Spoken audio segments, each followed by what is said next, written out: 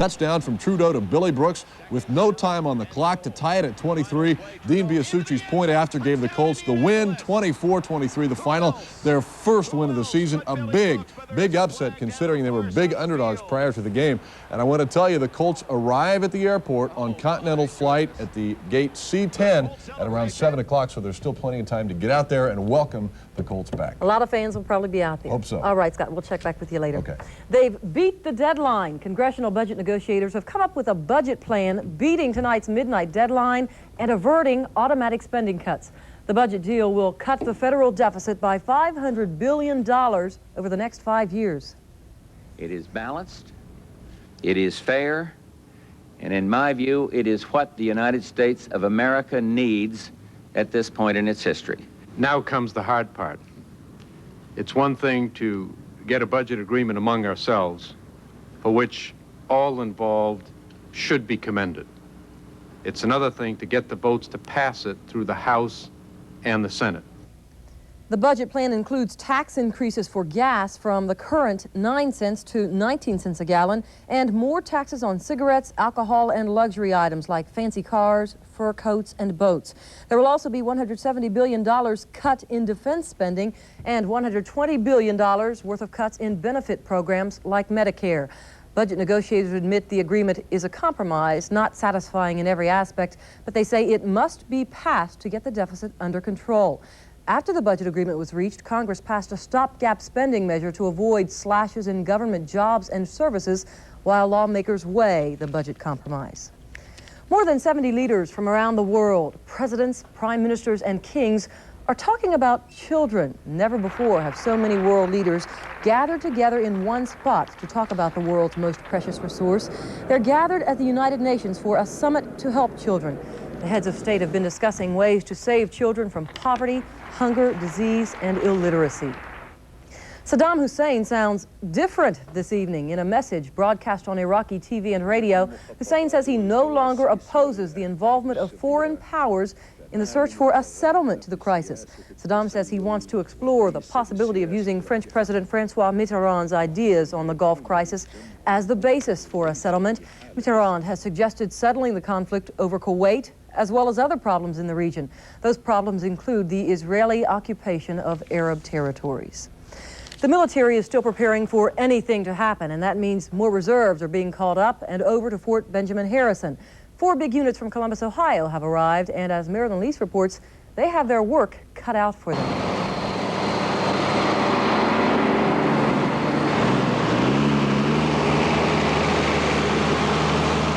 More than 100 vehicles and 200 soldiers strong, the Ohio detachments are getting ready for action if necessary.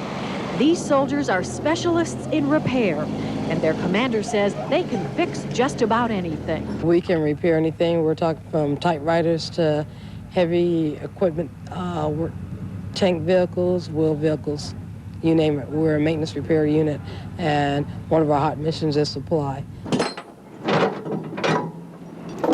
Over the past 2 weeks, more than 500 soldiers have arrived at Fort Harrison as part of Operation Desert Shield. The Indianapolis fort is one of 51 mobilization stations nationwide where a lot of preparations are going on to back up the active Army. The way the Army is manned with equipment and personnel, it requires the call-up of our reserves and our Guard forces in order for the active Army to be sustained in any type of temporary operation throughout the world right now. So that is the way the Army is positioned today, is the need to call up the Guard and Reserve to support them. The next order of business for the Ohio detachment is to paint all of their equipment like this. Sand color suitable for desert duty. At Fort Harrison, Marilyn Lease, 6 News. An earthquake shakes Idaho. Details are ahead on 6 News. An elderly Indianapolis woman is beaten, sexually molested, and murdered, and police don't know why. You've heard it said they don't make them like they used to. Well, that can certainly be said of the cars on this week's Antique Auto Tour. I'm Clyde Lee. I'll tell you about one of the grand dames of the tour coming up. Lens Crafters presents another breakthrough, new featherweight lenses. Little Donnie's glasses are so clunky, he needs a new pair. Hey, they're cool. There are new featherweight lenses. Featherweight lenses, lighter, slimmer, and oh so comfortable. Available only from LensCrafters in-store labs in about an hour. New featherweights. You can hardly tell I got them on. For all your eyewear needs, LensCrafters custom-crafted eyeglasses in about an hour. 7 area locations, including College Mall, Muncie Mall, and Greenwood Mall. After the last energy crisis, Phil Sharp became chairman of the committee that makes oil policy. Sharp told the Muncie Star his chief concern will be better preparation for the possible cutoff of foreign oil. Big oil and energy companies poured hundreds of thousands into Sharp's campaigns. Under Sharp's chairmanship, in the last 5 years alone, America has become 5 times more dependent on Persian Gulf oil. Oil companies get rich. Phil Sharp gets reelected. Consumers get the shaft. Let's face it, test driving any new Nissan is exciting. But buying it, Carmel Nissan made that exciting too. Other dealers didn't work with me. Carmel Nissan did. So after I test drove it, I bought it. Live your fantasy at Carmel Nissan. Weddings, sporting events, business meetings. Any occasion that is special to you is special enough for Hoosier Alternative, the ultimate in luxury limousines. Indianapolis police continue their investigation into the brutal murder of an elderly Northeast Side woman, but this time they've come to the public for help. Detectives want people to come forward, anyone who may have seen or heard anything strange or suspicious in the victim's neighborhood. As Jack Rinehart reports, investigators have a homicide with little to investigate. Alice Garland died at age 62. The scientific evidence suggests that she lived the last few moments of her life in sheer terror. The results of the autopsy this morning revealed that it is a criminal homicide. She was strangled, beaten, and sexually assaulted. Indianapolis police found Alice Garland's nude body yesterday morning in a bedroom in her small, modest bungalow where she's lived for better than 30 years. Worried friends who couldn't make contact with the victim then made contact with police. Homicide detectives say the home shows signs of a struggle, evidence that someone had disturbed her personal belongings, but no clues that would suggest a motive for the killing. The victim liked to work in her yard cutting the grass upwards of 2 and 3 times a week. But she had little contact with the rest of the neighborhood, this woman who lived alone and kept to herself. She didn't visit nobody. Okay. That's all I knew. I mean, she never bothered anybody. She was very, she wouldn't let anybody do anything for her. She spoke to me every day. Investigators will compile a list of crimes that have occurred in the neighborhood, and police have learned that Alice Garland was a frequent victim, one who apparently suffered in silence. It's my understanding that this lady did experience problems as far as break-ins, vandalism, damage to her vehicle, but she was fearful of reporting those activities to the police, and they went unnoted, so I really don't have a time frame as to when those occurred. It's obvious from her lifestyle that Alice Garland presented a threat to no one, not even to the people who chose to make her a frequent victim. And all of this serves to heighten the intensity of the search for the killer in a homicide investigation in which police have few leads and no suspects. Jack Rinehart, 6 News. It seems a lot of folks in the Midwest have the earthquake jitters these days. Climatologist Ivan Browning says a variety of conditions will exist in early December that may increase the odds of a quake at that time. Last Wednesday's small quake has jolted some people in the Midwest. The quake shook parts of 5 Midwestern states, including Indiana. It was centered just south of Cape Girardeau, Missouri. Some Midwest retailers say they're selling a lot of bottled water, food, and survival supplies these days. A light earthquake shook central Idaho last night. The U.S. Geological Survey puts the force at 3.9 on the Richter scale and says it was centered near Challis, Idaho. There are no reports of damage. The nip of fall seems to be in the air, a little chilly out there. Right, we'll have to get used to it. There's some cool weather coming up for us tonight, and we'll talk about the rest of the week's forecast. We'll come back in just a minute.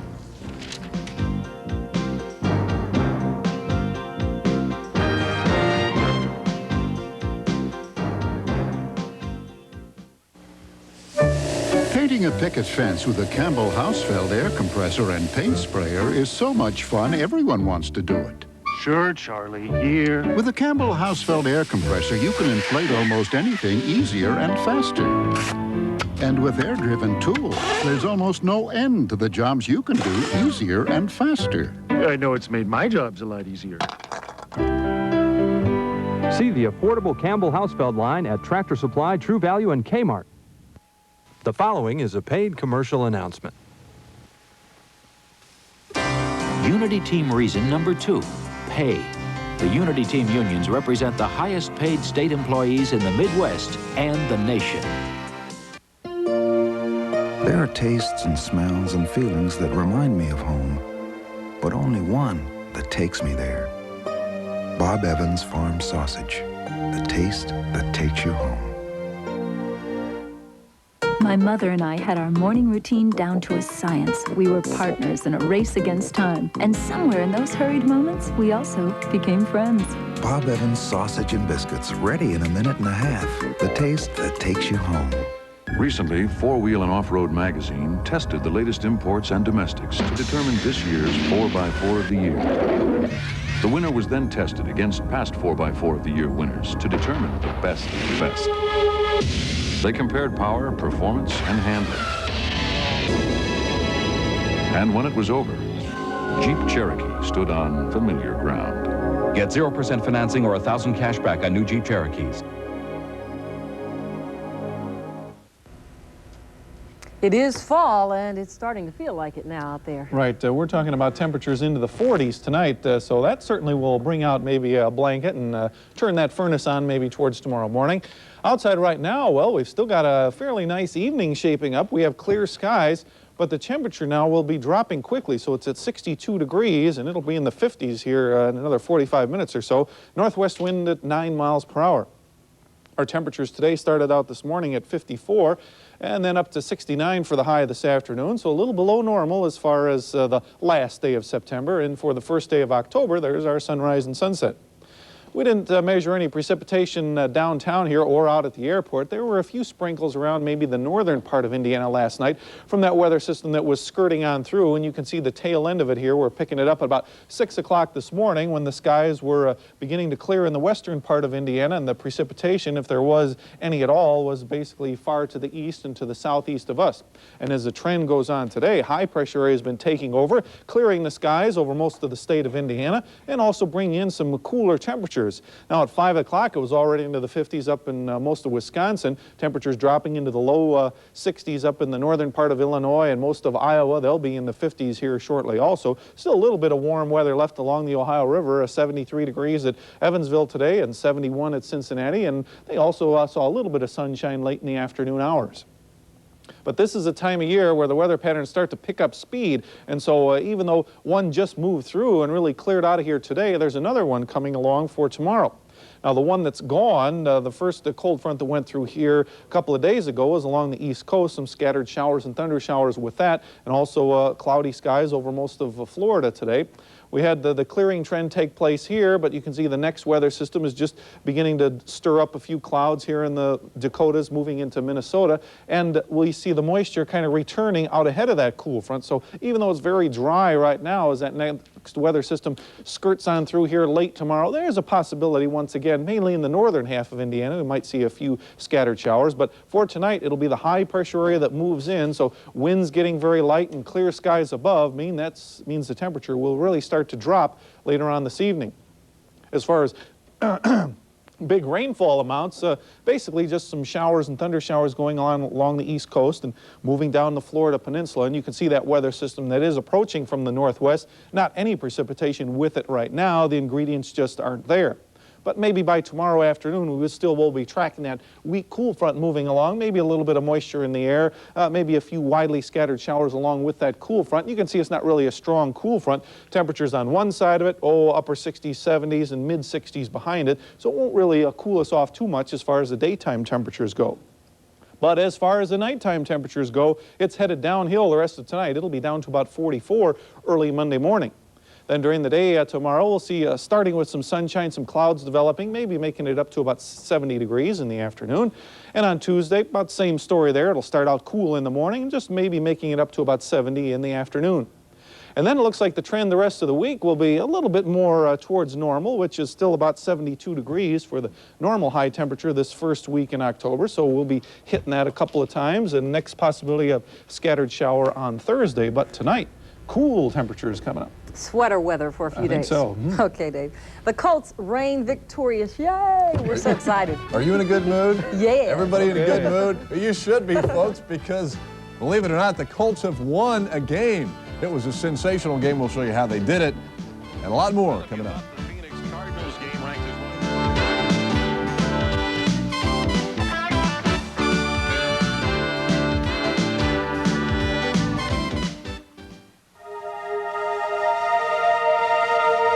Spend a little time in Hidden Valley, and you'll discover that you can't rush the growing season. You can't cheat on freshness. And there's just no substitute for Hidden Valley Ranch. The dressing that brings your salad that Valley fresh taste. Hidden Valley Ranch. It's the original. The following is a paid commercial announcement. What are the real facts about UAW's $29 million deficit? It's all right here in the UAW's hometown newspaper. The Detroit Free Press obtained the union's official financial projections. UAW is spending $29 million more than it takes in. Fact is, UAW needs 100,000 more members just to break even. Fortunately, there's a union that doesn't have to hide the facts, because it's the fastest growing union in the nation. AFSCME, Indiana. Real stories from a real year-end clearance. We saved $1,500 on our new Camry. Save on Camry, the most trouble-free compact in America. I saved $2,000 on my Corolla. Save on Corolla, the most trouble-free subcompact in America. It's Toyota's year-end clearance on Toyota trucks, Camrys, Corollas. Every Toyota car and truck. I saved $1,400 on my Toyota truck. Stop waiting. Toyota's year-end clearance is here. Hurry in now. They fought a civilized war. Then they came to Do Run Run. There was a fitness festival and a race to recovery. And finally, a benefit for the children. WRTV 6 invites you to run, walk, or romp to benefit these 5 charities in central Indiana.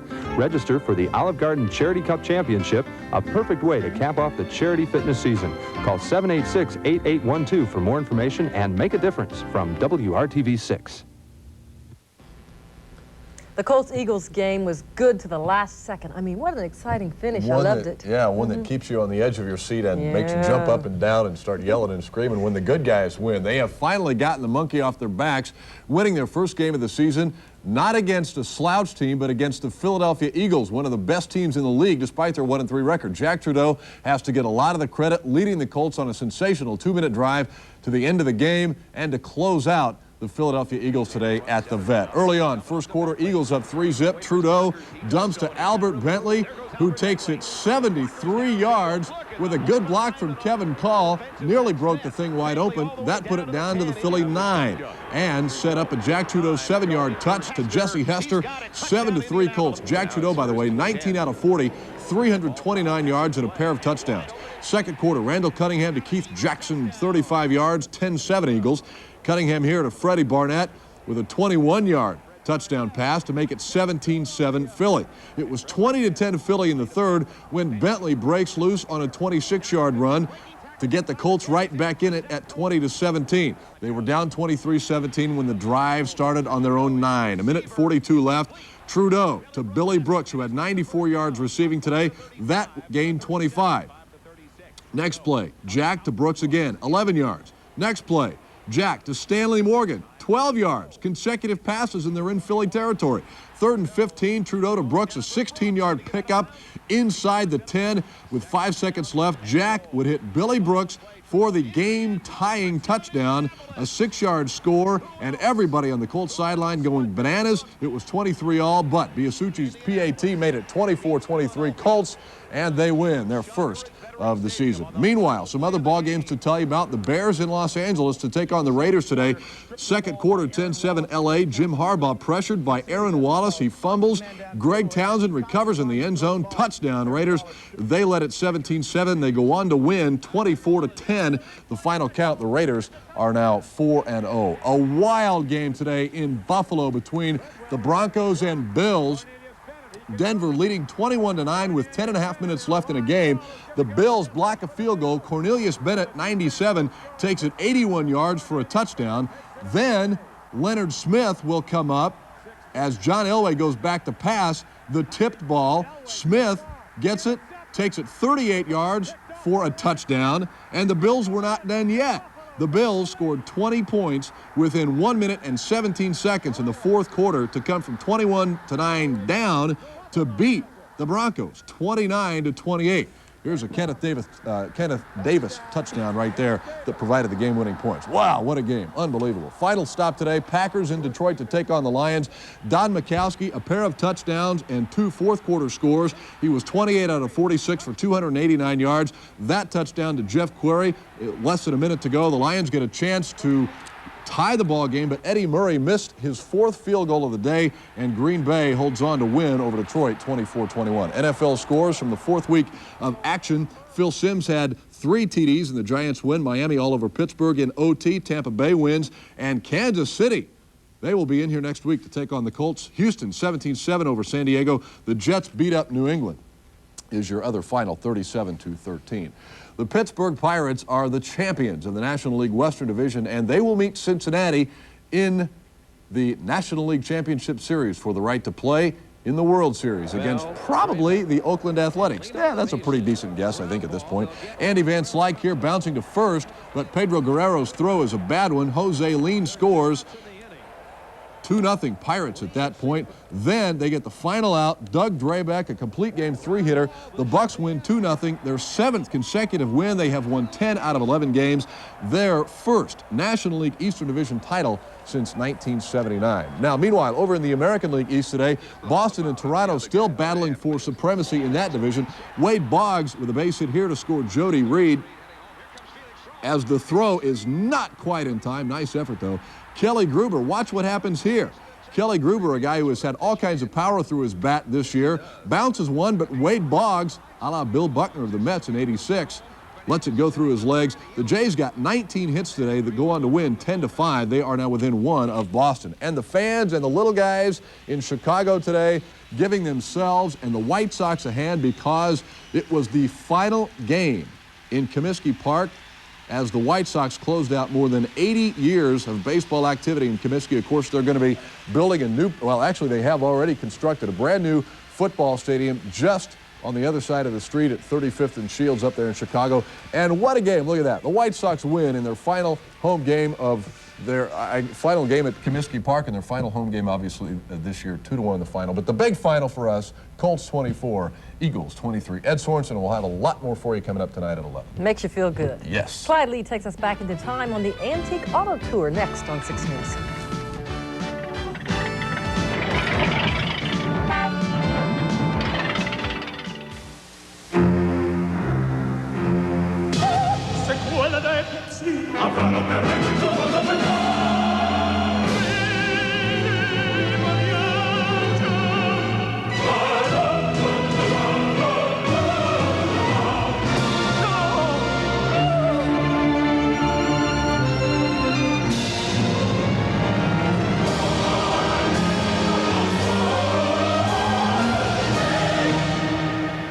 Congressman Dan Burton. The federal government has been getting about $80 billion in new revenues yearly for some time. $80 billion. And yet some of my colleagues in Congress want to raise your taxes. We don't need a tax increase. The Congress needs to cut spending. Congressman Burton has won the Watchdog of the Treasury Award 7 years in a row. Instead of controlling spending, they want to vote to raise your taxes. I don't, and I won't. Dan Burton, he's your congressman. These are GMC trucks being assembled right here in Indiana. That's right, these GMC trucks are made in Indiana. Maybe that's why at trade-in time, their average resale value beats out Ford, Dodge, and Jeep. Plus, the sales personnel at your Central Indiana GMC truck dealers are truck people with all the latest truck info you need to know before you buy. for your Made in Indiana GMC truck. Visit your neighborly Central Indiana GMC trucking dealer. Hardee's has burgers, and they have burgers, and they have burgers. Hardee's has fries, and they have fries, and they have fries. Hardee's has shakes, and they have shakes, and they have shakes. Hardee's has fresh fried chicken, and they have... Hardee's introduces Roy Rogers' recipe fresh fried chicken, cooked in 100% vegetable oil. We've got it, they don't. Hardee's, all kinds of good stuff. Tonight on 6 News at 11, as Scott told you a minute ago, the Colts won in an exciting finish, their first win of the season. Tonight we'll catch them as they arrive back in Indy. And we'll also have reaction from Capitol Hill on the new budget agreement. Join us for 6 News at 11. And finally tonight, today was a good day for a drive in the country, which is exactly what the owners of 78 antique and classic cars did. Today was the second day of the Channel 6 Antique Auto Tour. Stops in Frankfurt and Lebanon gave people a chance to see the beautiful old cars, including a 1922 Packard. That was the car Clyde Lee rode in for the weekend. He tells us more about the car and the people who own it.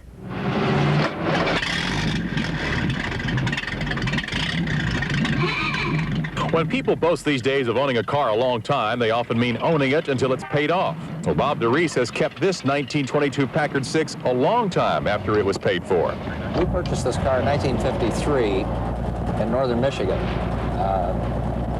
I was 14 years old at the time, and my dad advanced the money. We were on a fishing trip, and this car was driving right down the street at us. Beautiful old original car. And we were finally able to get it and drove the car home something over 400 miles.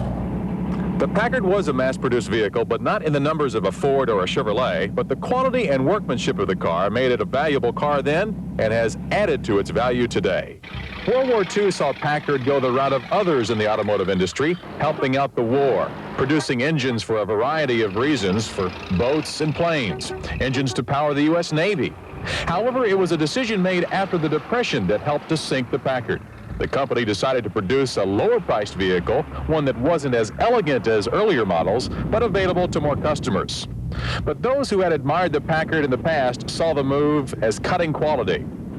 The purchase of the company by Studebaker only served to slow the extinction of a company that had a simple advertising slogan, "Ask the man who owns one." Asked Bob and CJ if they would sell their Packard. No, this is one of those cars that we'll never sell. It's a permanent family fixture.